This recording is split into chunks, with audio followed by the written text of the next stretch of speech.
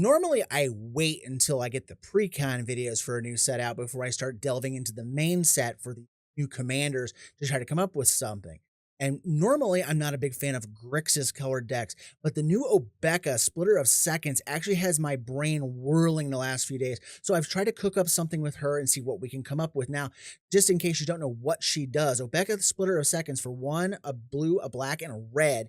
She's a 2/5 Ogre Warlock that has Menace, and when she deals combat damage to an opponent, you get that many extra upkeep steps. Now, what does this actually do for us? Well, gives us multiple beginning of upkeep triggers so that we can benefit from all the cards that are in the three colors that we have available to us to just bend the game and around our will. So let's take a look here. There's over 600 cards that allow us to get extra upkeep triggers at the beginning of the upkeep. So let's go ahead and see what we can do here without breaking this deck in two. So when I started building this in my mind, I had to start with a pair of questions for myself. How do we build this without turning it into an oppressive pile of quote unquote good stuff? And how many underused cards can I fit in this and still make it a fun and reasonable deck to play? Well, here goes my best try at this. So let's take a look here, starting off with ways to make her unblockable. One of the big things I've seen online in regards to this card is people saying, well, too bad she's never going to hit anyone. Well, I have to say, oh, really? Well, we're going to make it so this happens. So the following cards are all ways to make her unblockable.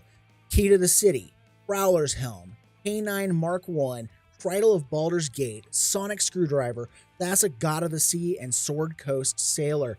These things are all ways to do this, and I wanted to make sure they were reusable variations of this type of effect, whether it was equipment that could be reattached if she's dealt with, activated abilities that can be done over and over again in the case of like Cridle or Thassa, or just a static variation of this with Sword Coast Sailor that only asks you to attack the opponent with the highest life total to get the unblockable effect. Any way you can get this on Obeka, you can start popping off with these extra upkeep steps. But making her unblockable is only half the battle for this. The other side of the coin is getting her power up higher to maximize how many upkeeps we get out of each time she hits somebody.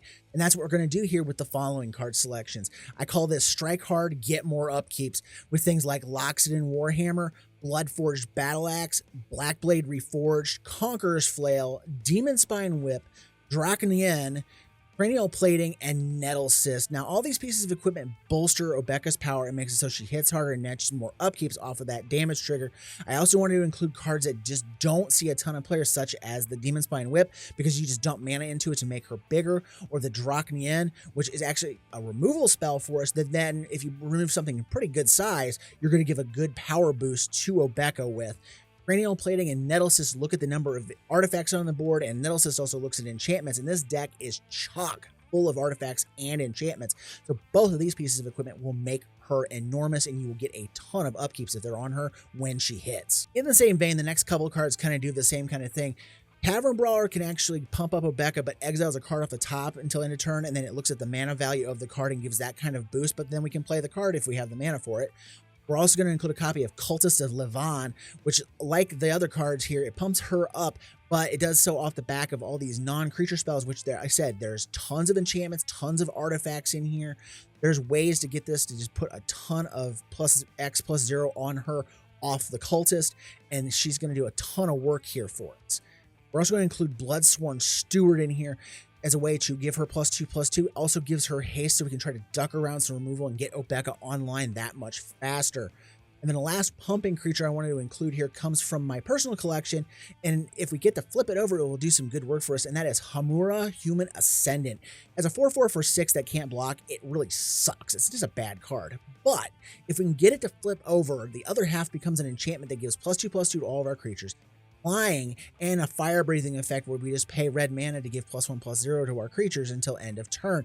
And being able to dump as much red mana into this as we can put us over the top with Obeka, and I want to try it out in the deck. Moving on, we're going to do some things that grant double strike to Obeka with Lizard Blades, Blood Mist, and Two-Handed Axe. Blood Mist is an attack trigger. You give a single creature double strike. Lizard Blades, equipped creature gets double strike. Two-Handed Axe has a spell attached to it that does double strike, but then it can be equipped to double the power, which then actually scales up our other equipment being attached to her by doubling up whatever effect they give to her as well. So she's just going to keep hitting harder and harder and giving us more and more upkeep. But then we have to do something really important besides hit them and get these extra upkeeps, and that is keep Obeka standing. This deck has one important thing going on, and is that you need to keep her alive and hitting to have a shot at winning off the beginning of upkeep trigger cards that we'll talk about in a little bit, and that's where all of these cards come in. Mithril Coat flashes in and grants Indestructible. Hammer of Nazan will attach to her when it hits the board and gives her Indestructible just like the Mithril Coat, but it doesn't have flash and it doesn't have its own indestructibility attached to it. Swiftfoot Boots gives Hexproof and Haste to keep targeted removal off of her and give her haste to get her going faster. We're also going to include Ring of Evocile and Ring of Zathra to do similar things. They grant a creature that is blue or black, respectively, +1/+1 counter at the beginning of your upkeep, and then they each have their own pay 2 colorless ability of either granting Hexproof for the Ring of Evocile or a Regeneration Shield for Ring of Zathra. Since Obeka is 3 colors, either ring is going to give her counters, and once she starts churning through these extra upkeeps, the counters are going to stack up really fast, making it imperative that your opponents deal with her or deal with the things that are going to be triggering on the upkeep steps, or they're going to lose the game. And then the last card I'm putting in this category is an actual catch-all, all the above type equipment, and that is Nim Death Mantle. It does all the things we want for Obeka. It pumps her up with a +2/+2. It makes her harder to block by granting Intimidate, and it allows us to pay 4 if she dies to get her back on the battlefield, even if she's not even wearing the equipment when it happens. It's a very powerful effect, and I recommend not underestimating this piece of equipment. Now comes the part you've all been waiting for, and I call this section Keeping Up with Upkeeps. Now, the thing that we're really focused on here is getting these extra beginning of upkeep trigger effects off of our spells. So things that trigger at the beginning of your upkeep with Obeka's ability will trigger every time there's an extra upkeep step granted by Obeka's ability, and sometimes to a very devastating effect. So let's start off with cards where they say you take the initiative. Once you've taken the initiative, you get, if you keep it or get it back by smacking the opponent that took it with Obeka, each of the extra upkeeps is going to grant you an advance through the dungeon of the Undercity towards the completion of that dungeon. How are we going to do that? We're going to use cards from the Baldur's Gate set, starting with Caves of Chaos Adventurer. This thing can get us free spells once we get through the dungeon, but it also gives us impulse draw until we do. Tomb of Horrors Adventure lets us copy our second spell each turn twice if we finish the dungeon. Relasa Rail Kingpin is here mainly for her dungeon completion trigger alongside that initiative trigger. She can grant Obeka +5/+0 once a dungeon is done, as well as First Strike and Death Touch. She already has Menace, so the Menace part doesn't really matter here. So that way, if we can't make her unblockable, it's going to make it a really bad thing for them to block her in the meanwhile. And then the last initiative card we're going to include here is Ravenloft Adventurer. It gives us initiative, exile our opponent's creatures when they die, and then it gives us a life loss trigger as an icing on the top if we get to that point. We're also going to include some card draw that operates off of these upkeep triggers, such as Phyrexian Arena, Honden of Seeing Winds, and Psychic Vortex. Now, these enchantments all trigger at the beginning of upkeep, making it so we can refill our hand pretty fast, but the most intriguing one is Psychic Vortex. Now, this is a piece of the reserve list, so if you ever wanted to own a cheap piece of a reserve list, this is actually a great card to own. It's only $3 right now. One of the old cumulative upkeep cards. This one doesn't punish you up front like a lot of those cards do, where you have to sink your mana into it. Instead, you draw a card for each age counter on the Vortex. Sounds really good, right? Well, to a point, because unlike the other ones that strangle your mana on the front side, the Vortex punishes you at the end of the turn by forcing you to discard your hand. However, in this deck, we can offset that by having the multiple upkeeps off of Obeka. You don't have to draw the card to pay the upkeep cost. You can just let it be sacrificed. But first, we got to let it draw us a bunch of cards off of these multiple upkeeps. So here's an example. You play the Vortex, you make Obeka unblockable, and say she's at 5 power from whatever you have pumping her up, just as an example. Reach out, punch someone, get 5 extra upkeeps. Resolve the first 4 upkeeps. That will allow us to draw 10 cards off of a Psychic Vortex that was just put into play. On that final and 5th upkeep, don't pay it. Let it go to the graveyard. It is sacrificed, and you no longer have to discard your hand at the end of the turn, other than going down to 7. Now, there is a bonus here that if you have the Reliquary Tower down, you don't have to discard down to 7. The next category here is a pair of cards that allow us to copy things in our deck based off of the beginning of upkeep triggers, starting with Court of Vantress. It allows us to either make this court into a copy of one of our other artifacts or enchantments, or if we are the Monarch, we get to have a copy of them put onto the battlefield. So having multiples of some of these cards can really put the game out of the reach for our opponents, and it should be really easy to have the Monarch because you just swing Obeka at the person that has the Monarch if you don't already have it. So example time here, Obeka is sent at the opponent who took the Monarch from us. She's at 4 power. carrying a bloodstained battle axe or something of that nature. She hits, gives us the Monarch and 4 extra upkeeps. The upkeeps start stacking the triggers on there. You make it so that the Court of Vantress resolves first, give us an extra copy of something juicy, like a second one of our other win conditions, like Court of Embereth. We'll talk about that one in just a bit. You won't get a trigger off of that brand new copy that was created, but then the other 3 upkeeps will trigger it down the line. You do this for each upkeep, so as you get to that last upkeep, you're going to end up having the original thing you copied plus 4 additional copies of it, and each time it's just stacking triggers. So this is going to be fun times for you if you get to pull this off.